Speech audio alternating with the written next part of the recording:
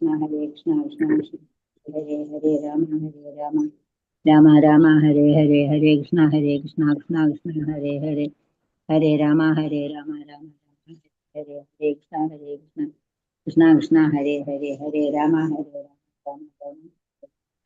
हरे कृष्ण कृष्ण कृष्ण हरे हरे राम राम हरे हरे हरे कृष्ण कृष्ण कृष्ण हरे हरे हरे राम राम राम हरे हरे कृष्ण हरे कृष्ण ओम अज्ञानतिमिरान्धस्य ज्ञानाञ्जनशलाकया चक्षुरुन्मीलितं येन तस्मै श्रीगुरवे नमः। श्रीचैतन्यमनोभीष्टं स्थापितं येन भूतले स्वयं रूपा मह्यं ददाति स्वपदान्तिकं वन्देहं श्रीगुरो श्रीयुतपदकमलं श्रीगुरुं वैष्णवांश्च श्रीरूपं साग्रजातं सहगणरघुनाथान्वितं तं सजीवं साद्वैतं सावधूतं परिजनसहितं श्रीकृष्णचैतन्यदेवं श्रीराधाकृष्णपादान् सहगणललिता श्रीविशाखान्वितंश्च हे कृष्णा करुणा सिन्धो दीनबन्धो जगत्पदे गोपेश गोपिकान्त राधाकान्त नमोऽस्तु ते तप्तकाञ्चन गौराङ्गी राधे वृन्दावनेश्वरी वृषभानुसुते देवी प्रणमामि हरिप्रिये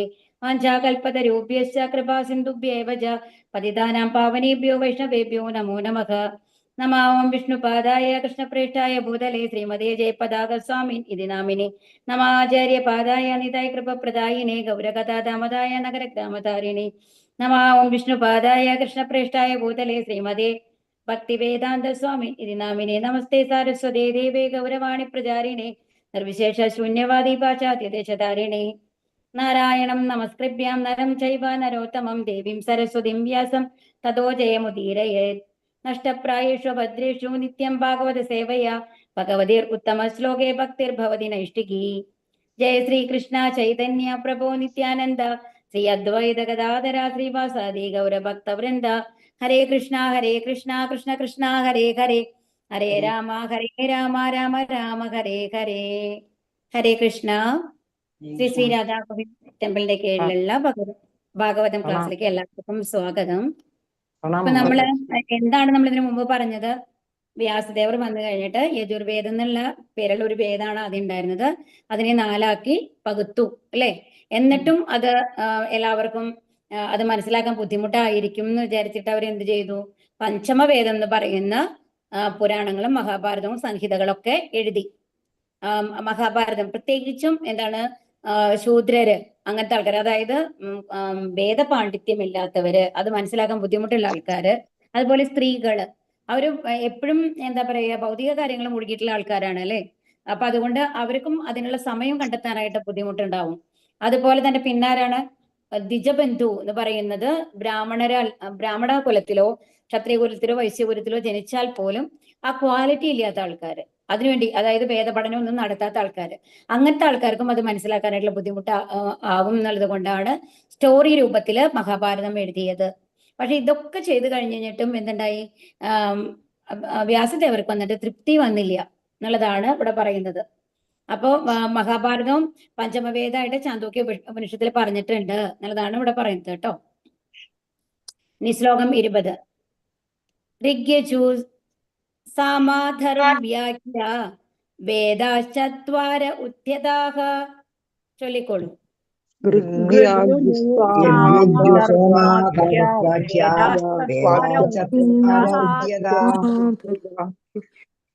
ഇതിഹാസ പുരാണം ച പഞ്ചമോ വേദ ഉച്യതേ.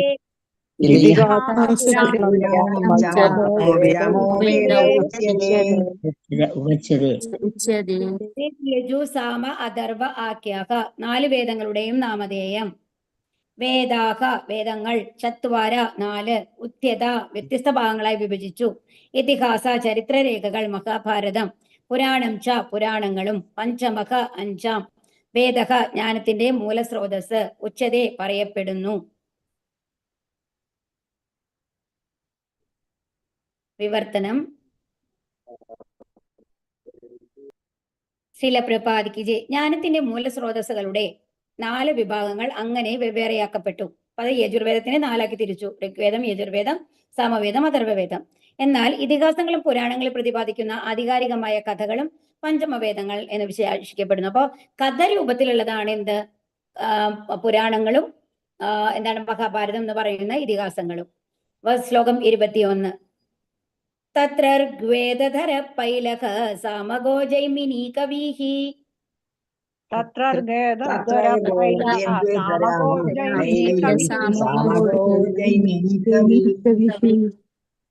വൈശംപായന ഏവൈകോ നിഷ്ണാതോ യജുഷാമുത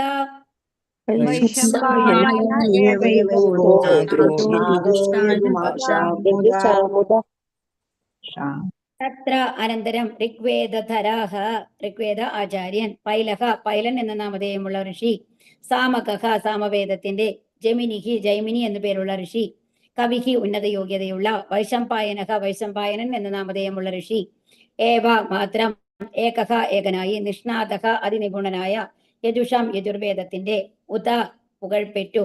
വിവർത്തനം ശ്രീലപ്രപാദിക്ക് ജയ്. വേദങ്ങളെ 4ആയി വിഭജിച്ച ശേഷം പൈല ഋഷി ഋഗ്വേദത്തിന്റെയും ജൈമിനി ധാമവേദത്തിന്റെയും ആചാര്യന്മാരായി തീരുകയും വൈശംപായന ഒറ്റയ്ക്ക് യജുർവേദത്താൽ മഹനീയനാവുകയും ചെയ്തു.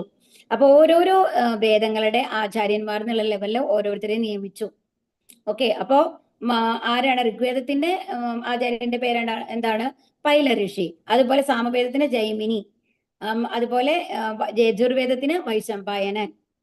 ഭാവാർത്ഥം: വിവിധ വഴികളിൽ വികസിക്കുന്നതിനായി വ്യത്യസ്ത വേദങ്ങൾ വ്യത്യസ്ത പണ്ഡിതന്മാരുടെ പക്കൽ ഏൽപ്പിക്കപ്പെട്ടു. അതായത് ആ പണ്ഡിതരായിട്ടുള്ള ഓരോ ആൾക്കാരെ അതിന്റെ ചുമതല ഏൽപ്പിക്കുകയാണ്. അതിന്റെ പ്രചാരണം നടത്തണം, അല്ലെ, എല്ലാവരിലും എത്തിക്കണം എന്നുള്ളത് കൊണ്ട്. ശ്ലോകം 22. അഥർവാംഗിര സാമാസി സുമന്തുർദാരുണോ മുനീഹി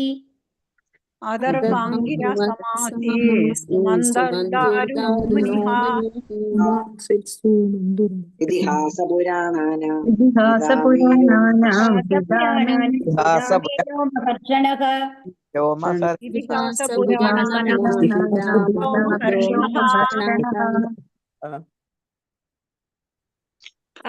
അഥർവവേദം അങ്കിരസ എന്ന ഋഷിക്ക് ആസീർ ചുമതലപ്പെടുത്തി. സുമന്തു മുനിയെന്നും അറിയപ്പെടുന്നു. ദാരുണക അഥർവവേദത്തിന് ഗൗരവപൂർവം സമർപ്പിതനായ. മുനി ഇതിഹാസ പുരാണാനാം ചരിത്രരേഖകളുടെയും പുരാണങ്ങളുടെയും പിതാവ് മേ എന്റെ. രോമഹർഷൻ എന്ന ഋഷി. വിവർത്തനം ശ്രീലപ്രപാദിക്ക് ജയ്. അർപ്പണബോധത്തോടെ നിരതനായ സുമന്തു മുനി അങ്കിരസിന്റെ പക്കൽ അഥർവവേദത്തെ ഏൽപ്പിച്ചു. അപ്പൊ എന്താണ്? സുമന്തുമുനിയാണ് ഇതിന്റെ ആർക്കൊക്കെ ഏൽപ്പിക്കണം എന്നുള്ള ആ ഒരു ഇതുണ്ടായിരുന്നു. അപ്പൊ സുമന്തുമുനി ആരുടെ കയ്യിലാണ് അഥർവവേദത്തിനെ ഏൽപ്പിച്ചത്? അങ്കിര മഹർഷി, അങ്കിരസ്, അവരെ ഇതിലാണ് അഥർവവേദത്തെ ഏൽപ്പിച്ചത്. എന്റെ പിതാവായ രോമഹർഷനെ. പിന്നെന്താണ്? പുരാണങ്ങളും ഇതിഹാസങ്ങളും ഉണ്ടല്ലേ, മഹാഭാരതമൊക്കെ നമ്മൾ പറഞ്ഞില്ലേ, പുരാണത്തില്. അത് അതിന്റെ ചുമതല, എല്ലാത്തിനെയും കൂടി ചുമതല ആരാണ്? രോമഹർഷനാണ്. അപ്പൊ പറയുന്നുണ്ട്. അപ്പോ ആരുടെ മകനാണ് സൂത ഗോസ്വാമി? രോമഹർഷനൻ എന്ന മഹർഷിയുടെ മകനാണ്.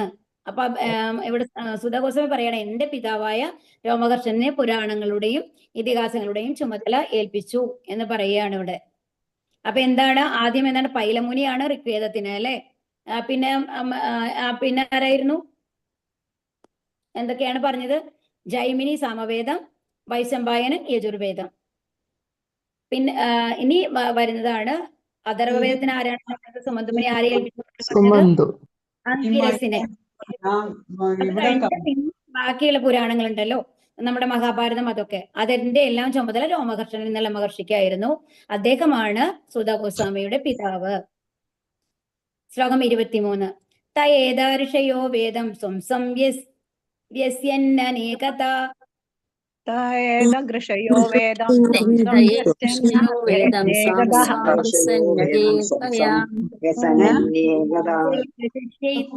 തച്ഛിഷ്യേർ വേദാസ്തേ ശാഖിനോ ഭവൻ.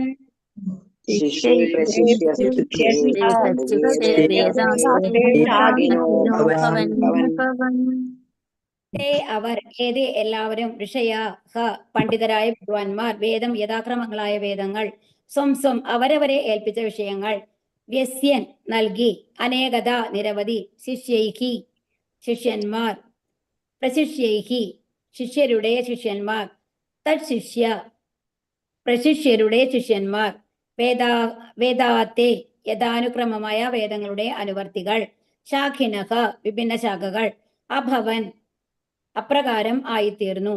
വിവർത്തനം ശില പ്രഭാത് കി ജയ്.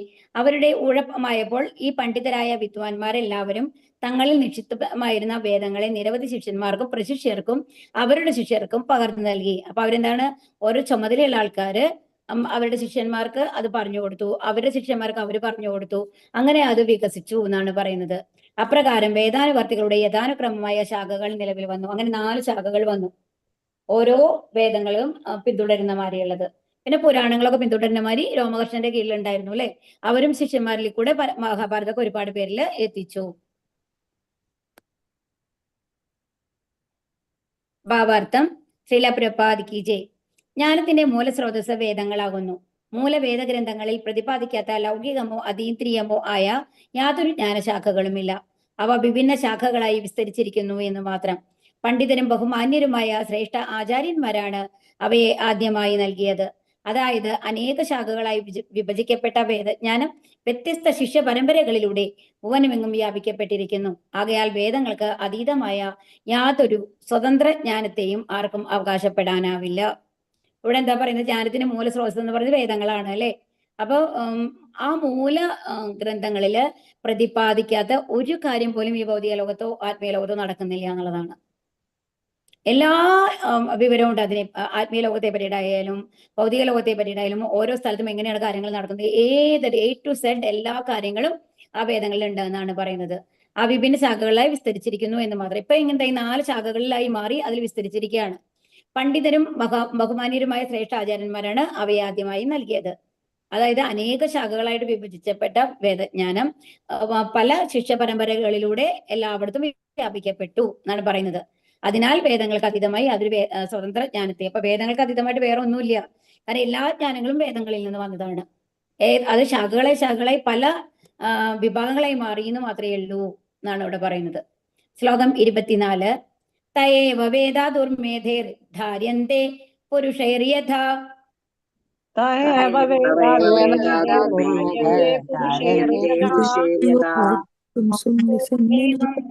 ഭഗവാൻ വ്യാസ കൃപണവത്സലഃ.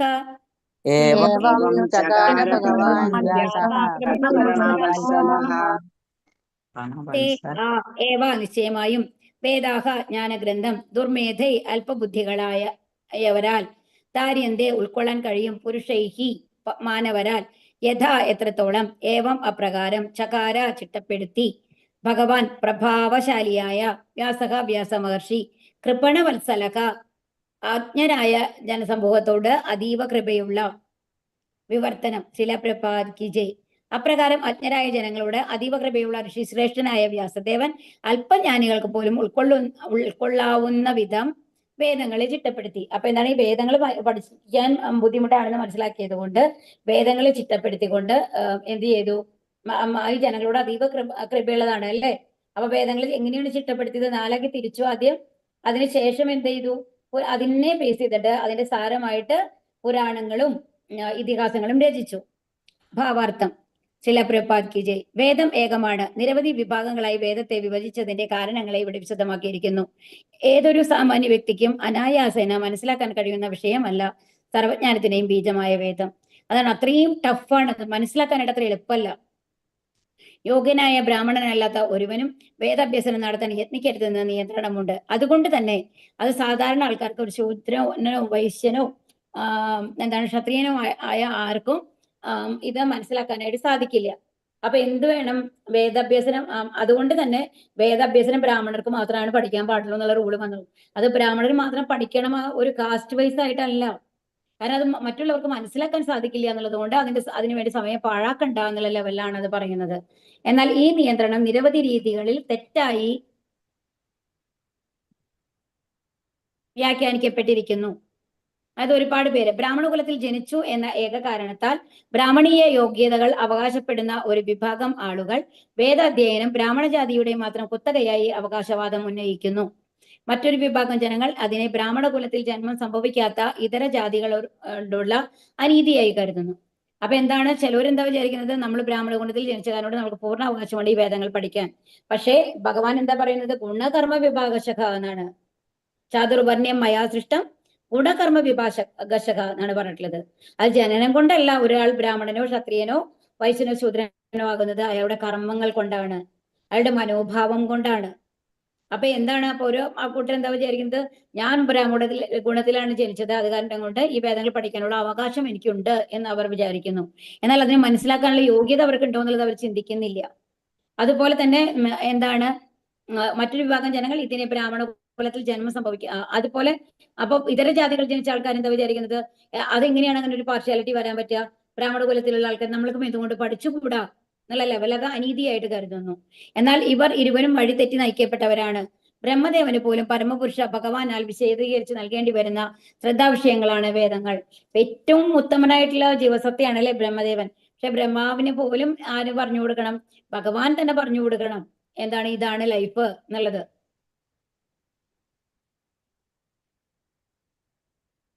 ആകയാൽ അസാമാന്യമായ സത്വഗുണങ്ങളോട് കൂടിയ വ്യക്തികൾക്ക് മാത്രമേ ഈ വിഷയത്തെ മനസ്സിലാക്കുവാൻ സാധിക്കുകയുള്ളൂ. അപ്പൊ എന്താണ് അതായത് ബ്രഹ്മദേവനെ പോലും ആരാണ് പറഞ്ഞു കൊടുത്തത്, ഭഗവാനാണ് അല്ലേ. ബ്രഹ്മദേവൻ അത്രയും ഉത്കൃഷ്ടനായിട്ട് പോലും മനസ്സിലാക്കാൻ സാധിച്ചില്ല. അപ്പൊ അതുകൊണ്ട് എന്ത് വേണം, സത്വഗുണമുള്ള ഒരാൾക്ക് മാത്രമാണ് ഇത് മനസ്സിലാക്കാനായിട്ട് സാധിക്കുള്ളൂ. രജോ ഗുണത്തിലും തമോ ഗുണത്തിലുമുള്ള വ്യക്തികൾക്ക് വേദങ്ങളിലെ പ്രതിപാദ്യ വിഷയങ്ങൾ മനസ്സിലാക്കാൻ സാധ്യമല്ല. വേദജ്ഞാനത്തിന്റെ ആത്യന്തികമായ ലക്ഷ്യം പരമപുരുഷനായ ശ്രീകൃഷ്ണനാകുന്നു.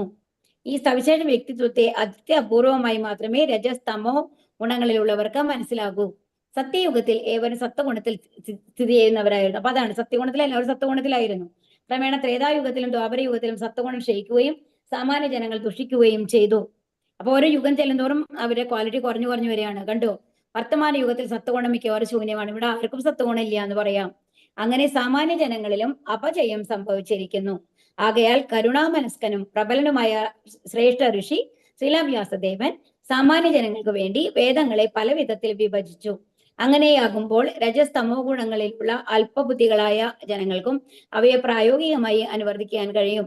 താഴെ പ്രസ്താവിക്കും പ്രകാരം അടുത്ത ശ്ലോകം ഇത് വിശദമാക്കിയിരിക്കുന്നു.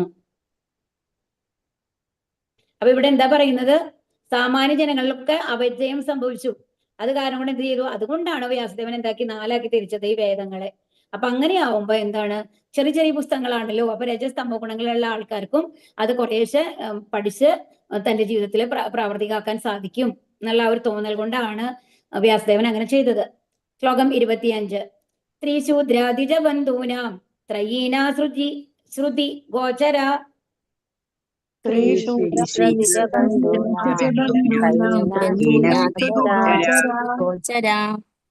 കർമ്മശ്രേയസി മൂഢാനാം ശ്രേയ ഏവം ഭവേദിക.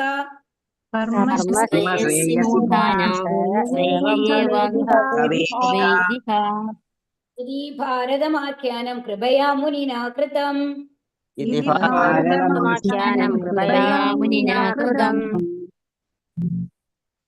സ്ത്രീവർഗം, ശൂദ്ര തൊഴിലാളി വർഗം, ദ്വിജബന്ധുക്കളുടെ, അതാണ് ബ്രാഹ്മണരുടെ കുലത്തിലൊക്കെ ജനിച്ചു കഴിഞ്ഞാലും ആ ക്വാളിറ്റി ഇല്ലാത്ത ആൾക്കാരാണ് കേട്ടോ ദ്വിജബന്ധുക്കൾ എന്ന് പറയുന്നത്. ത്രയി 3 യജ്ഞസംബന്ധിയായ വേദങ്ങൾ. ന ശ്രുതി ഗോചര കേൾക്കാൻ അനുവാദമില്ല. കർമ്മശ്രേയസി ആചാരപരമായ കടമകളെ വിജയകരമായി നിർവഹിക്കുന്നതിൽ. മൂഢാനം അല്പബുദ്ധികളുടെ. ശ്രേയക പരമ നന്മ. ഏവം അപ്രകാരം. ഭവേത് നേടാം. ഇഹ ഇതിനാൽ. ഇതി അപ്രകാരം ചിന്തിക്കുകയാൽ. ഭാരതം ശ്രേഷ്ഠമായ മഹാഭാരതം. ആഖ്യാനം ചരിത്ര സത്യങ്ങൾ. കൃപയ അതികൃപയാൽ. മുനിയാൽ. കൃതം പൂർത്തിയാക്കി. വിവർത്തനം ശ്രീലപ്രപാദിക്ക് ജയ്. ജീവിതത്തിന്റെ ആത്യന്തിക ലക്ഷ്യത്തെ കൈവരിക്കുവാൻ ഇത് ജനങ്ങളെ കഴിവുള്ളവരാക്കി തീർക്കുമെന്ന് കരുണ മൂലം മഹർഷി ചിന്തിച്ചു. അപ്പൊ എന്താണ്, ഈ വേദങ്ങളൊക്കെ പഠിച്ചു കഴിഞ്ഞാൽ, പകുത്ത വേദങ്ങളൊക്കെ പഠിച്ചു കഴിഞ്ഞാല് അവർക്ക് എന്താണ് ആത്യന്തിക ലക്ഷ്യം, ഭഗവാന്റെ അടുത്തേക്ക് തിരിച്ചു പോകാനുള്ള ഒരു ആഗ്രഹം വന്ന് അവരെന്തായാലും സാധിക്കുമെന്ന് ആര് വിചാരിച്ചു, മഹർഷി വിചാരിച്ചു. അങ്ങനെ അദ്ദേഹം സ്ത്രീകൾക്കും ശൂദ്രർക്കും ദ്വിജബന്ധുക്കൾക്കും വേണ്ടി മഹത്തായ ചരിത്രാഖ്യാനമായ മഹാഭാരതം രചിച്ചു. ദ്വിജബന്ധു എന്ന് പറഞ്ഞപ്പോ നമ്മൾ പറഞ്ഞില്ലേ, ആക്ച്വലി ദ്വിജ എന്ന് പറഞ്ഞ 2 എന്നാണ് അർത്ഥം. ഈ ബ്രാഹ്മണരായ അവർക്ക് ഒരു പൂണൂൽ എന്ന് പറഞ്ഞ ഒരു കർമ്മം ഉണ്ട് അല്ലെ, ആ സമയത്താണ് അവർക്കൊരു സെക്കൻഡ് ബർത്ത് കിട്ടുന്നത്. അതുകൊണ്ടാണ് അവർ ദ്വിജന്മാർ എന്ന് പറയുന്നത്. എന്നാൽ എല്ലാവരും അതിൽ ആ കുലത്തിൽ ജനിച്ച എല്ലാവരും വേദങ്ങളെല്ലാം പഠിച്ചു കഴിഞ്ഞിട്ട് ഒരു പൂണൂല് സമ്പാദിക്കുന്ന ലെവലിലാണ് ഉള്ളത്. അവർക്ക് അത്രയും എന്താണ് അത്രയും ബൈഹാർട്ട് ചെയ്യാൻ പറ്റുന്നുണ്ടാവില്ല. ഒരു പക്ഷെ പൂണൂൽ കർമ്മം അവര് പാരമ്പര്യമായിട്ട് നടത്തി അവർക്ക് ലഭിക്കുന്നുണ്ടായിരിക്കാം. എന്നാൽ മനസ്സുകൊണ്ട് അവർ ഒരിക്കലും ബ്രാഹ്മണനാകുന്നില്ല. അങ്ങനത്തെ ആൾക്കാരെയാണ് എന്തെന്ന് പറയുന്നത് ദ്വിജബന്ധു. എക്സാമ്പിൾ ആയിട്ട് അശ്വത്ഥാമാവിനെ പറയാം കേട്ടോ. അപ്പൊ ഇവർക്ക് വേണ്ടിയിട്ട് എന്താണ് സ്റ്റോറി രൂപത്തിലുള്ള പാണ്ഡവരുടെയും കൗരവരുടെ കഥയായിട്ടുള്ള മഹാഭാരതം രചിച്ചു എന്നാണ് പറയുന്നത്. ഭാവാർത്ഥം ശ്രീല പ്രപാദിക്ക് ജയ്. ബ്രാഹ്മണ ക്ഷത്രിയ വൈശ്യകുലങ്ങളിൽ അഥവാ ആധ്യാത്മിക സംസ്കാര സമ്പന്നമായ കുടുംബങ്ങളിൽ ജനിക്കുകയും എന്നാൽ തങ്ങളുടെ പൂർവികർക്ക് സമാനമല്ലാതിരിക്കുകയും ചെയ്യുന്നവരാണ് ദ്വിജബന്ധുക്കൾ. അതായത് ഇപ്പം ഇങ്ങനത്തെ കുലങ്ങളിൽ ജനിക്കണു, ആദ്യത്തെ 3 പറയുള്ളൂ, ശൂദ്രരുണ്ടാവില്ല കേട്ടോ. ശൂദ്രരുടെ കടമ എന്താണ്? ബാക്കിയുള്ള എല്ലാ 3 കാറ്റഗറിയിലുള്ള ആൾക്കാർക്കും സേവ ചെയ്യുക എന്നുള്ളതാണ്. അപ്പൊ ബ്രാഹ്മണ ക്ഷത്രിയ വൈശ്യ കുലങ്ങളിലുള്ള ആൾക്കാർക്ക് എന്തുണ്ടാവും? എന്നാൽ പൂർവികർക്ക് സമാനത, അവർക്ക് ആ ഒരു അവര് എല്ലാ ക്വാളിറ്റീസ് ഇല്ലാണ്ടിരിക്കുക. അപ്പൊ അങ്ങനത്തെ ആൾക്കാരാണ് ദ്വിജബന്ധുക്കൾ. പരിശുദ്ധീകരണത്തിന്റെ അഥവാ സംസ്കാര ചട്ടങ്ങളുടെ അഭാവത്താൽ ഇത്തരം പിൻഗാമികൾ ദ്വിജരായി അംഗീകരിക്കപ്പെടുന്നില്ല. അപ്പൊ എന്താണ്? അവര് ആ ലെവലിലേക്ക് എത്തണം, ഏത് വേദങ്ങൾ പഠിച്ച് മനസ്സ് ശുദ്ധീകരിച്ചുകൊണ്ട്. പക്ഷെ ആ ലെവലിലേക്ക് എത്താൻ അവർക്ക് കഴിവില്ല. അതുകൊണ്ടാണ് അവർക്ക് താല്പര്യമില്ല എന്നുള്ളതാണ് സത്യം. അപ്പൊ അതുകൊണ്ടാണ് ദ്വിജരായിട്ട് പറയുന്നത്, ദ്വിജബന്ധുക്കൾ എന്ന് പറയുന്നത്. ഒരു ശിശുവിന്റെ ജനനത്തിന് മുമ്പ് തന്നെ ശുദ്ധീകരണ നടപടികൾ ആരംഭിക്കുന്നു. ബീജം പ്രദാനം ചെയ്യുന്ന ശുദ്ധീകരണ പ്രക്രിയയെ ഗർഭധാന സംസ്കാരം എന്ന് വിശേഷിപ്പിക്കുന്നു. അപ്പൊ ഒരാള് ഇങ്ങനത്തെ ഒരു കുട്ടി ഉണ്ടാവണം എന്ന് കരുതുന്നതിന് മുമ്പ് കുറച്ച് ചിട്ടകളുണ്ട്. അതിലൊന്നാണ് ഗർഭധാന സംസ്കാരം എന്ന് പറയുന്നത്. അപ്രകാരമുള്ള ഗർഭധാന സംസ്കാരം അഥവാ ആത്മീയ കുടുംബാസൂത്രണത്തിന് വിധേയനാകാത്ത ഒരാളെ യഥാർത്ഥ ദ്വിജ കുടുംബത്തിന്റെ അംഗമായി അംഗീകരിക്കുന്നില്ല. അതാണ് ഈ ഗർഭധാന സംസ്കാരം ചെയ്തിട്ടില്ല എന്നുണ്ടെങ്കിൽ എന്താണ്? ഒരു ബ്രാഹ്മണനാകുന്നില്ല, ഒരു വൈശ്യനാകുന്നില്ല. അതാണ് ഇവിടെ പറയുന്നത്. അപ്രകാരമുള്ള ഗർഭധാന സംസ്കാരം അഥവാ ആത്മീയ കുടുംബാസൂത്രണത്തിന് വിധേയനാകാത്ത ഒരാളെ യഥാർത്ഥ ദ്വിജ കുടുംബത്തിലെ അംഗമായി അംഗീകരിക്കുന്നില്ല. ഗർഭധാന സംസ്കാരത്തെ പിന്തുടർന്ന് മറ്റു പവിത്രീകരണ പ്രക്രിയകൾ നടത്തപ്പെടുന്നു. അപ്പൊ വീണ്ടും പവിത്രീകരണം, എല്ലാവരും ശുദ്ധീകരിക്കാൻ വേണ്ടിയിട്ടുള്ള കാര്യങ്ങൾ ചെയ്യുന്നു. അവയിലൊന്നാണ് ഉപനയന കർമ്മം. ഉപനയനം എല്ലാവർക്കും അറിയാം അല്ലെ? എന്താണ് പൂന്നൂടിൽ ഇടുക നമ്മൾ പറയുന്നത് ആ കർമ്മം. അപ്പൊ അതിനു മുമ്പ് അവരെന്ത് വേണം? ഇത്രയും വേദങ്ങൾ പഠിച്ചത് ബൈ ഹാർട്ട് ചെയ്ത് കറക്റ്റായ രീതിയിൽ പ്രൊണൗൺസ് ചെയ്യാനായിട്ട് അവർ പഠിച്ചിട്ടുണ്ടാവണം. ആത്മീയ ദീക്ഷയുടെ സമയത്താണ് ഉപനയനം നിർവഹിക്കപ്പെടുന്നത്. അപ്പോൾ സാധാരണ ഒരാള് ഇപ്പൊ ഇസ്കോണിലൊക്കെ ആണെന്നുണ്ടെങ്കിൽ ഒരു ബ്രാഹ്മണനല്ല, വേറൊരു കാസ്റ്റ് ആണെന്നുണ്ടെങ്കിൽ എപ്പോഴാണ് ചെയ്യുക? എപ്പോഴാണ് അവർ ദീക്ഷ എടുക്കുന്നത് ആ സമയത്താണ് അവര് ഉപനയനം ചെയ്യാന്ന് പറയുന്നത്. ഈ സവിശേഷ സംസ്കാരത്തിന് ശേഷം ഒരാളെ യഥാർത്ഥമായി ദ്വിജൻ എന്ന് വിശേഷിപ്പിക്കാം. ബീജം പ്രദാനം ചെയ്യുന്ന സംസ്കാര സമയത്ത് 1-ാം ജന്മവും ആത്മീയ ദീക്ഷയുടെ സമയത്ത് 2-ാം ജന്മവും കണക്കാക്കുന്നു. അതാണ് നമ്മൾക്ക് ഏറ്റവും ആദ്യം നമ്മൾ ജനിക്കുന്നത്, നമ്മൾക്ക് ഒരു ചോയ്സ് ഇല്ല അല്ലെ? അച്ഛൻ, ഇവിടെ ആർക്കെങ്കിലും അച്ഛനെയും അമ്മയൊക്കെ സെലക്ട് ചെയ്യാനുള്ള ഒരു ചോയ്സ് കിട്ടിയിട്ടുണ്ടോ? ഇല്ല. അതുപോലെ ഏത് ഫാമിലി സ്റ്റാറ്റസിലാണ് നമ്മൾ ജനിക്കണമെന്നുള്ള ഒരു ചോയ്സ് നമ്മൾ കേട്ടിട്ടുണ്ടോ? ഇല്ല. നമ്മൾക്ക് ഭാഗ്യമുണ്ടെങ്കിൽ നമ്മൾ നല്ല പുണ്യകർമ്മങ്ങൾ ചെയ്ത ആൾക്കാരാണെങ്കിൽ അങ്ങനത്തെ ഒരു ഫാമിലി ജനിക്കുന്നു മാത്രം അല്ലേ? അപ്പോ പക്ഷെ ഇത് രണ്ടാമത്തെ എങ്ങനെയാണ്? രണ്ടാമതെന്ന് പറയുന്നത് നമ്മൾ അറിഞ്ഞുകൊണ്ടൊരു ഗുരുവിനെ സ്വീകരിക്കുകയാണ് ചെയ്യുന്നത്. അതുകൊണ്ടാണ് ഇവിടെ പറയുന്നത് ബീജം പ്രദാനം ചെയ്യുന്ന സംസ്കാര സമയത്ത് 1-ാം ജന്മവും ആത്മദീക്ഷയുടെ സമയത്ത് അത് ട്വൈസ് ബോൺ എന്നാണ് പറയുക, 2ാമത്തെ ജന്മമാണ് നമ്മൾക്ക് ലഭിക്കുന്നത്. അപ്രകാരമുള്ള പ്രധാന സംസ്കാരങ്ങൾക്ക് വിധേയനാകാൻ കഴിഞ്ഞ ഒരാളെ മാത്രമേ യഥാർത്ഥമായി ദ്വിജൻ എന്ന് വിളിക്കാൻ കഴിയുകയുള്ളൂ. അപ്പൊ എങ്ങനെയുള്ള ഒരാളെയാണ് ദ്വിജൻ എന്ന് വിളിക്കുക? ഭർത്താവിന്റെ സാമീപ്യം അവിടെ ഉണ്ടാവണം. ഹരേ കൃഷ്ണ. ആത്മീയ ദീക്ഷയുടെ സമയത്ത് 2-ാം ജന്മം എന്ന് പറയുമല്ലോ. അപ്പൊ ആ ആത്മീയ ദീക്ഷ എന്ന് പറയുന്ന സമയത്ത് വന്ന് നമ്മൾ ആ സമയത്താണ് നമ്മൾക്ക് ഒരു ഗുരുവിനെ നമ്മൾക്ക് സെലക്ട് ചെയ്യാൻ സാധിക്കും. പക്ഷെ ആദ്യത്തേതിൽ എന്താണ്? ഒരു അച്ഛനെയും അമ്മയും നമ്മൾക്ക് യാതൊരു ചോയ്സും ഇല്ലാണ്ട് നമ്മൾ ജനിക്കുന്നതാണ്. രണ്ടാമത്തേതിൽ നമ്മൾ അറിഞ്ഞുകൊണ്ട് നമ്മളെ എങ്ങനെ ഭഗവാന്റെ അടുത്തേക്ക് എത്തിക്കാൻ സാധിക്കുന്ന ഒരു ഗുരുവാണെന്ന് അറിഞ്ഞ് ആ പരമ്പരയിൽ വന്ന ഒരു ഗുരുവിനെ നമ്മൾക്ക് സ്വീകരിച്ചുകൊണ്ട് ഒരു 2-ാം ജന്മം നമുക്ക് തരികയാണ്. അപ്പൊ ഈ ആത്മീയ ദീക്ഷയുടെ സമയത്ത് എന്താണ് ഉണ്ടാവണമെന്നുണ്ടെങ്കിൽ ആ സമയത്ത് നമ്മളുടെ പാപങ്ങളെയെല്ലാം ആ ഗുരു, ഇത് മുൻജന്മ പാപങ്ങൾ ഉണ്ടാവുമല്ലോ, ആ പാപങ്ങളെ മുഴുവൻ ആ ഗുരു സ്വീകരിക്കുകയാണ് നമ്മളിൽ നിന്ന്. അപ്പൊ എത്ര കാരുണ്യാണെന്ന് ആലോചിച്ച് നോക്കൂ. നമ്മൾ ചെയ്ത ഒരുപാട് പാപങ്ങളെ കളഞ്ഞുകൊണ്ട് നമ്മൾക്കൊരു 2-ാം ജന്മം തരുകയാണ്. ഇതിനു വേണ്ടിയിട്ട് ഭഗവാന്റെ അടുത്ത് എത്താനായിട്ട്. എന്നിട്ട് ആ ഭഗവാന്റെ അടുത്ത് എത്താനുള്ള ഗൈഡൻസ് തരുന്നതുമാരാണ്? നമ്മുടെ ദീക്ഷാഗുരുവാണ് തരുന്നത്. അപ്പൊ അപ്രകാരമുള്ള പ്രധാന സംസ്കാരങ്ങൾക്ക് വിധേയനാകാൻ കഴിഞ്ഞപ്പോ ഇങ്ങനത്തെ ഒരാൾക്ക് മാത്രമാണ്, ഒരു ആത്മീയ ദീക്ഷയൊക്കെ എടുത്ത ഒരാൾക്ക് മാത്രമാണ് അവരെ ദ്വിജൻ എന്ന് പറയാൻ പറ്റുള്ളൂ എന്നാണ് പറയുന്നത്. അതായത് പൂർണ്ണമായും വേദങ്ങളെല്ലാം ഭഗവാനെ കുറിച്ച് മനസ്സിലാക്കിക്കൊണ്ട് ഒരു ഗുരുവിനെ നമ്മൾ സ്വീകരിക്കുകയാണ് ചെയ്യുന്നത് ആ സമയത്ത്.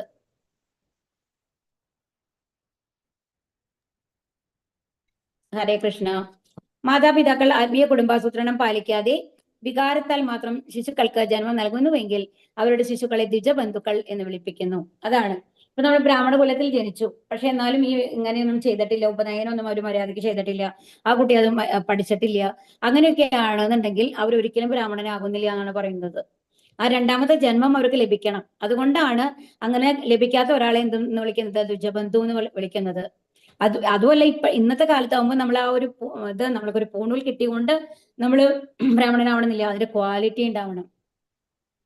അവർക്ക് ഒരുപാട് ബ്രാഹ്മണ ചിട്ടകളുണ്ട് അല്ലെ, എങ്ങനെ ഇത് എന്താണ് പൂജകൾ ചെയ്യണം, അതെല്ലാം അവർ പഠിച്ചിരിക്കണം. പക്ഷെ അതൊന്നും പഠിക്കാതെ എന്താണ് ഒരു പേരിന് നമ്മൾ ആ സമയത്ത് ആ പ്രായത്തിൽ അത് ചെയ്യണം എന്നുള്ളത് കൊണ്ട് ഒരു ചടങ്ങായിട്ട് അതിനെ നിർവഹിച്ചിട്ട് അതൊന്നും ഫോളോ ചെയ്യുന്നില്ല എന്നുണ്ടെങ്കിൽ, പാലിക്കുന്നില്ല എന്നുണ്ടെങ്കിൽ അവരെല്ലാം ദ്വിജബന്ധുക്കളാണ്. ദ്വിജന് നമ്മൾക്ക് പറയാനായിട്ട് സാധിക്കില്ല എന്നാണ് പറയുന്നത്. ഈ ദ്വിജബന്ധുക്കൾ നിശ്ചയമായും മുറപ്രകാരമുള്ള ദ്വിജകുടുംബത്തിലെ കുട്ടികളോളം ബുദ്ധിശാലികളല്ല. അല്ലെങ്കിലും വേദങ്ങളും ഇതൊക്കെ പഠിച്ചു കഴിഞ്ഞു കഴിഞ്ഞാൽ തന്നെ നമ്മുടെ ബുദ്ധി വികസിക്കും എന്നാണ് പറയുന്നത്. ശ്ലോകങ്ങള് അർത്ഥമറിയാതെ പഠിച്ചാൽ പോലും അത് റെഗുലർ പ്രാക്ടീസ് ആയിട്ട് ഇപ്പൊ നമ്മൾ ബൈഹാർട്ട് ചെയ്തുകൊണ്ടിരുന്നു കഴിഞ്ഞാൽ നമ്മൾക്ക് നല്ല ഓർമ്മശക്തി കിട്ടും. അത് മറ്റുള്ള കാര്യങ്ങൾ മനസ്സിലാക്കാനുള്ള കഴിവ് കൂടും എന്നാണ് പറയുന്നത്. സ്വഭാവന അല്പബുദ്ധികളായ സ്ത്രീകളുടെയും ശൂദ്രരുടെയും കൂട്ടത്തിൽ ദ്വിജബന്ധുക്കളെ ഉൾപ്പെടുത്തിയിരിക്കുന്നു. അപ്പൊ അതിലാണ് ഈ സ്ത്രീകളുടെയും ശൂദ്രന്മാരുടെയും കൂട്ടത്തിലാണ് ഈ ദ്വിജബന്ധുക്കളെ ഉൾപ്പെടുത്തിയിരിക്കുന്നത്. ശൂദ്രരും സ്ത്രീകളും വിവാഹ സംസ്കാരം ഒഴികെ യാതൊരുവിധ സംസ്കാരത്തിനും വിധേയരാകേണ്ടതില്ല. ശൂദ്രർ എന്ന് പറഞ്ഞാൽ മറ്റുള്ളവർക്ക് സേവ ചെയ്യുന്ന ആൾക്കാരാണ് അല്ലെ. അപ്പൊ അതുകൊണ്ട് അവർക്ക് വന്നു കഴിഞ്ഞിട്ട് എന്തല്ല, വേറെ സംസ്കാരങ്ങളൊന്നും വിധേയരാകേണ്ട ആവശ്യമില്ല. കാരണം അവർക്ക് അതിനുള്ള കഴിവില്ല, വിവരമില്ല എന്നുള്ള ലെവലിലാണ്. അപ്പൊ സ്ത്രീകളെയും ആ കാറ്റഗറിയിലാണ് പെടുത്തിയിട്ടുള്ളത്. അത് ബുദ്ധി കുറവെന്നുള്ളതിനേക്കാൾ കൂടുതൽ അവരുടെ സാഹചര്യങ്ങൾ അങ്ങനെയായിരിക്കും. കാരണം ഒരു അടുത്തൊരു ജനറേഷനെ ഉണ്ടാക്കി അതിനെ വളർത്തിക്കൊണ്ട് വരുമ്പോൾ ഇമോഷണലി അവരെന്താണ് ഇമോഷണൽ കോഷ്യന്റ് കുറവായിരിക്കും എന്നാണ് പറയുന്നത്. അതായത് കൂടുതലായിരിക്കും, അത് ബാലൻസ് ചെയ്യാൻ പറ്റില്ല. അതായത് തന്റെ മകൻ എന്തെങ്കിലും തെറ്റ് ചെയ്തു എന്ന് പറയുമ്പോൾ അത് അവരുടെ എന്താ പറയാ പോസിറ്റീവ് സൈഡ് എടുത്തുകൊണ്ട് അതിനെ സമർത്ഥിക്കാനാണ് മിക്കവാറും അമ്മമാർ ശ്രമിക്കുക അല്ലെ. മറ്റ് 4 പേര് മുമ്പിൽ വെച്ചിട്ട് നമ്മുടെ മക്കളെ അയ്യോ എന്റെ മകൻ അങ്ങനെ ചെയ്തു എന്ന് പറഞ്ഞ് വിളിച്ച് പറഞ്ഞുകൊണ്ടിരിക്കും ആരെങ്കിലും, പൊതുവെ കുറവായിരിക്കും. അപ്പൊ അതാണ് പറയുന്നത്. അങ്ങനത്തെ ഇമോഷണൽ അറ്റാച്ച്മെന്റ് കൂടുതലായതുകൊണ്ട് വേദങ്ങൾ എന്ന് പറയുന്നത് എന്താണ്, എല്ലാ അറ്റാച്ച്മെന്റും കളഞ്ഞു കഴിഞ്ഞിട്ട് നമ്മൾ ഭഗവാനിലേക്ക് എത്തുക, ഡിറ്റാച്ച്ഡ് ആയിട്ട് എന്നുള്ളതാണ് അല്ലെ. അപ്പൊ ആ ഒരു ലെവലില് വെച്ച് നോക്കുമ്പോൾ അങ്ങനത്തെ ഒരു ലെവലിലാണ് ഇവിടെ ഇവർ പറയുന്നത്. അപ്പൊ യാതൊരുവിധ സംസ്കാരങ്ങൾക്കും വിധേയരാകേണ്ടതില്ല. എന്നാൽ നോക്കിക്കഴിഞ്ഞാൽ നമ്മൾ വേദങ്ങളിലും പുരാണങ്ങളിലൊക്കെ നോക്കിക്കഴിഞ്ഞാൽ ഒരുപാട് സ്ത്രീകള്, കുന്തി ദേവി നമുക്കറിയാമല്ലേ, അതുപോലെ ദ്രൗപദി, അവരൊക്കെയാണ് ഏറ്റവും ശുദ്ധ ഭക്തരുടെ ഒരു ഇതിൽ നമ്മൾ പറയുക. അപ്പൊ അങ്ങനത്തെ ഒരു ലെവൽ വരുമ്പോ നമ്മൾക്ക് ആ ഒരു ബഹുമാനം അവർക്ക് ലഭിച്ചിരുന്നു. അതുകൊണ്ട് ഇവര് ബുദ്ധിയില്ലാത്ത ആൾക്കാരെന്നല്ല അതിന്റെ അർത്ഥം. അവരുടെ ആ ഒരു എന്താ പറയാ, നമ്മുടെ ദേഹഘടന, നമ്മളുടെ ജീവിതശൈലി, ഇതെല്ലാം വന്നിട്ട് നമ്മുടെ ഇമോഷൻ, ഇതെല്ലാം കൂടി ചേർത്തിട്ടാണ് ഈ ഒരു കാറ്റഗറിയിൽ അവർ പെടുത്തിയിരിക്കുന്നത്. അതുകൊണ്ട് ഒരിക്കലും സ്ത്രീകൾ എല്ലാവരും താഴെയാണ് എന്നുള്ള അർത്ഥത്തിലല്ല കേട്ടോ ഇത് പറയുന്നത്. സ്ത്രീകൾ, ശൂദ്രർ, ഉയർന്ന വർണ്ണങ്ങളിലുള്ളവരുടെ അയോഗ്യരായ സന്താനങ്ങൾ എന്നീ അല്പബുദ്ധികളായ ജനവിഭാഗങ്ങളിൽപ്പെട്ടവർക്ക് അതീന്ദ്രിയ വേദങ്ങളുടെ പൊരുൾ മനസ്സിലാക്കുന്നതിന് ആവശ്യമായ യോഗ്യതകളില്ല. ആകയാൽ അവർക്കായി മഹാഭാരതം രചിക്കപ്പെട്ടു. അപ്പൊ അവർക്ക് വേണ്ടിയിട്ടാണ്. കാരണം അത്രയും ചിട്ടയിലിരിക്കണം, ബ്രഹ്മചാരി ആയിരിക്കണം, രാവിലെ തൊട്ട് വൈകുന്നേരം നമ്മൾ അതിലെ ഇതായിട്ട് മറ്റുള്ളവർ സേവ ചെയ്തുകൊണ്ടിരിക്കണം. അതെല്ലാം സ്ത്രീകൾക്ക് സാധിച്ചു എന്ന് വരില്ല അല്ലെ. അപ്പൊ അതുകൊണ്ടാണ് എന്ത് ചെയ്തത്, അവർക്കെല്ലാം വേണ്ടിയിട്ട് എന്ത് ചെയ്തു, ഒരു കഥരൂപത്തില് മഹാഭാരതം രചിച്ചു. ആര്? വേദവ്യാസൻ. വേദങ്ങളുടെ പൊരുൾ പകർന്നു നൽകുക എന്നതാണ് മഹാഭാരതത്തിന്റെ ഉദ്ദേശം. ആകയാൽ മഹാഭാരതത്തിൽ വേദസംക്ഷേപമായ ഭഗവത്ഗീത ഉൾക്കൊള്ളിച്ചിരിക്കുന്നു. അല്പബുദ്ധികൾ തത്വശാസ്ത്രത്തെക്കാൾ അധികം താല്പര്യം കഥകളിൽ പ്രകടിപ്പിക്കയാൽ വേദ തത്വശാസ്ത്രത്തെ ശ്രീകൃഷ്ണ ഭഗവാൻ അരുളി ചെയ്ത ഭഗവത്ഗീതയുടെ രൂപത്തിൽ മഹാഭാരതത്തിന്റെ ഉള്ളിലാണ് ഉള്ളടക്കിയിരിക്കുന്നത്. അല്ലെങ്കിൽ ഭഗവത്ഗീത തന്നെ പറഞ്ഞിട്ടുണ്ടാവാം, പക്ഷെ മഹാഭാരതത്തിന്റെ ഉള്ളിലാണ് ഭഗവത്ഗീത പറഞ്ഞത്. അപ്പൊ ആ കഥകൾ വായിച്ചു വായിച്ചു വായിച്ചു വന്നു കഴിഞ്ഞിട്ട് അതോടൊപ്പം ഭഗവത്ഗീതയും വായിക്കണം. ഭഗവത്ഗീതയാണ് ശരിക്കും അതിന്റെ സാരം നമ്മൾക്ക് തന്നിട്ടുള്ളത്, മഹാഭാരത കഥകളല്ല. അപ്പൊ എന്തുകൊണ്ടാണ് ഈ കഥരൂപത്തിലുള്ള മഹാഭാരതത്തില് ഇത് ഉൾക്കൊള്ളിച്ചത്? അങ്ങനെയെങ്കിലും നമ്മൾ ഭഗവത്ഗീത പഠിക്കും എന്നുള്ളത് കൊണ്ടാണ്. ഭഗവത്ഗീത തന്നെ ഒരു ബുക്കായിട്ട് വെക്കുമ്പോൾ എടുത്ത് പഠിക്കാനുള്ള താല്പര്യം കുറവായിരിക്കും. വ്യാസദേവനും ഭഗവാൻ കൃഷ്ണനും അതീന്ദ്രിയ തലത്തിലുള്ളവരാകയാൽ ഈ യുഗത്തിലെ പതിതാത്മാക്കളുടെ നന്മയ്ക്കായി അവർ യോജിച്ച് പ്രവർത്തിച്ചു. സർവ്വവേദജ്ഞാനത്തിന്റെയും സാരമാണ് ഭഗവത്ഗീത. ഉപനിഷത്തുകളെ പോലെ ആത്മീയ മൂല്യങ്ങളുടെ പ്രഥമ ഗ്രന്ഥമാണ് ഭഗവത്ഗീത. അപ്പൊ എന്താണ്, എങ്ങനെ നമ്മൾക്ക് ജീവിക്കണം? നമ്മൾ ആരാണ്? നമ്മൾ ഈ ശരീരമല്ല, ആത്മാവാണെന്നുള്ളത് നമുക്ക് പറഞ്ഞു തരുന്നത് എന്താണ്? ഭഗവത്ഗീതയാണ്. എല്ലാ കർമ്മങ്ങളെല്ലാം ഉപേക്ഷിക്കേണ്ടത് എന്താണ്? കർമ്മഫലങ്ങൾ ഉപേക്ഷിച്ച് എല്ലാ കർമ്മങ്ങളും ഭഗവാന് സമർപ്പിച്ച് ചെയ്ത് ഭക്തി സേവനങ്ങൾ ചെയ്താൽ മാത്രം മതി ഭഗവാന്റെ അടുത്ത് എത്താൻ നമ്മളെ പഠിപ്പിച്ചത് ആരാണ്? ഏത് ബുക്കാണ്? ഭഗവത്ഗീതയാണ് അല്ലെ. ആ സംഭാഷണത്തിൽ നിന്നാണ് നമ്മൾ പഠിക്കുന്നത്. അപ്പൊ ഉപനിഷത്തുകളെ പോലെ, അപ്പൊ എന്താണ് ഉപനിഷത്തുകൾ? അപ്പൊ സാധാരണ വേദങ്ങളുടെ രണ്ട് സൈഡാണ്, കർമ്മകാണ്ഡം ഉപനിഷത്ത് എന്ന് പറയും. കർമ്മകാണ്ഡ സെക്ഷൻ എന്ന് പറയുന്നതാണ് നമ്മളെ എല്ലാ ദേവതമാരും എങ്ങനെ പൂജിക്കണം എന്നുള്ളതൊക്കെ ആയിരിക്കും. പക്ഷെ അതിൽ ഭഗവാന്റെ അടുത്തേക്ക് എങ്ങനെ എത്താം എന്നുള്ളതാണ് അതിന്റെ എൻഡിൽ വരുന്ന ഉപനിഷത്ത് എന്ന് പറയുന്നത്. ഒരുപാട് ഉപനിഷത്തുകളുണ്ട് അല്ലെ, നിറയെ ഉപനിഷത്ത് നമ്മൾ കേട്ടിട്ടുണ്ട്. അപ്പൊ ആ ഉപനിഷത്തുകളില് പോലെ തന്നെ എന്താണ് എന്താണ് ഭഗവാനിലേക്ക് എത്താനുള്ള ഇൻസ്ട്രക്ഷൻസ് മാത്രം ചേർത്ത് വെച്ചുകൊണ്ട് നമ്മൾക്ക് തന്നിട്ടുള്ളതാണ് എന്തെന്ന്, അതിന് വേദത്തിന്റെ സാരം എന്ന് പറയാം. ഭഗവത്ഗീത എന്ന് പറയുന്നത് വേദാന്ത ആത്മീയ ബിരുദധാരികളുടെ അധ്യയന വിഷയമാകുന്നു. ആത്മീയതയിലെ ബിരുദാനന്തര ബിരുദ വിദ്യാർത്ഥിക്ക് മാത്രമേ ഭഗവാന്റെ ആത്മീയ സേവനത്തിൽ അഥവാ ഭഗവത് ഭക്തി യുദ്ധ സേവനത്തിൽ പ്രവേശിക്കാൻ കഴിയുള്ളൂ. അപ്പൊ എന്താണ് ശരിക്കും പറഞ്ഞാൽ ബിരുദാനന്തര ബിരുദം വേണമെന്ന് പറയുന്നത്, നമ്മൾ MA MSc എന്നൊക്കെ പറയില്ലേ, ആ ലെവലിൽ നമ്മൾ എത്തുമ്പോൾ, ശുദ്ധ ഭക്തിയിൽ എത്തുമ്പോഴാണ് ഭഗവാന്റെ നമ്മൾക്ക് ഭക്തി സേവനങ്ങൾ ചെയ്യാനായിട്ട് സാധിക്കുള്ളൂ എന്നാണ് ഇവിടെ പറയുന്നത്. ഇത് മഹത്തായ ശാസ്ത്രമാകുന്നു. ശ്രീ ചൈതന്യ മഹാപ്രഭുവിന്റെ രൂപത്തിൽ സ്വയം ഭഗവാൻ തന്നെയാണ് ഈ ശാസ്ത്രത്തിന്റെ മഹാനായ ആചാര്യൻ. അപ്പൊ ഭക്തിയുത സേവനങ്ങൾ നമ്മളെ പഠിപ്പിക്കാനാണ് ഒരു ഭക്തന്റെ രൂപത്തില് ഒരു രഹസ്യ അവതാരമായിട്ട് ആര് വന്നത്? ചൈതന്യ മഹാപ്രഭു വന്നിട്ട് നമ്മൾക്ക് എന്ത് മന്ത്രം തന്നത്? ഹരേ കൃഷ്ണ മന്ത്രം തന്നത് അല്ലെ. മാത്രമല്ല അവിടെ നിന്നാൽ അധികാരപ്പെടുത്തിയിട്ടുള്ള വ്യക്തികൾക്ക് മറ്റുള്ളവരെ അതീന്ദ്രിയ ഭഗവത് പ്രേമയുദ്ധ സേവനത്തിലേക്ക് ആനയിക്കുവാൻ കഴിയും. അപ്പൊ കലിയുഗത്തിലാണ് ആര് വന്നത്? ചൈതന്യ മഹാപ്രഭു വന്നത്. അപ്പോ ആ ഒരു കൾട്ട്, അതായത് ആ ഒരു ഭക്തിയുത സേവന കൃഷ്ണാബോധ പ്രസ്ഥാനം ആരിൽ കൂടെയാണ്? അദ്ദേഹത്തിന്റെ അധികാരത്തിൽ വന്ന് അദ്ദേഹം ചുമതലപ്പെടുത്തിയ ആൾക്കാർ, അതിലൊരാളാണ് ആര് വരുന്നത്? നമ്മുടെ പ്രഭുപാദ വരുന്നത്. അപ്പൊ അവർക്കും എന്ത് ചെയ്യാൻ കഴിയും? അതീന്ദ്രിയ ഭക്തി, അദ്ദേഹത്തിന്റെ ശിഷ്യർക്കും നമ്മളെ എന്താണ് പതിതരായിട്ടില്ല നമ്മളെ പോലുള്ള ആൾക്കാരെ എന്തിലേക്ക് കൊണ്ടുപോകാൻ സാധിക്കും? ഭഗവത് പ്രേമയുദ്ധ സേവനത്തിലേക്ക് ആനയിക്കുവാൻ കഴിയും എന്നുള്ളതാണ് ഇവിടെ പറയുന്നത്. ഹരേ കൃഷ്ണ ഹരേ കൃഷ്ണ ഹരേ കൃഷ്ണ കൃഷ്ണ കൃഷ്ണ ഹരേ ഹരേ ഹരേ രാമ രാമ രാമ ഹരേ ഹരേ. അപ്പൊ ഇതില് ആ ഹരേ കൃഷ്ണ മന്ത്രത്തിന്റെ ആ ഒരു പ്രാധാന്യം കൂടി നമ്മൾ മനസ്സിലാക്കണം. ചൈതന്യ മഹാപ്രഭു അത്രയും കാരുണ്യത്തോടു കൂടിയിട്ടാണ് നമ്മൾക്കത് തന്നിട്ടുള്ളത്. അപ്പൊ നാളെ അടുത്ത ക്ലാസ്സിൽ നമ്മൾക്ക് നോക്കാം കേട്ടോ അടുത്ത ശ്ലോകം. ഹരേ കൃഷ്ണ. ഹരേ കൃഷ്ണ.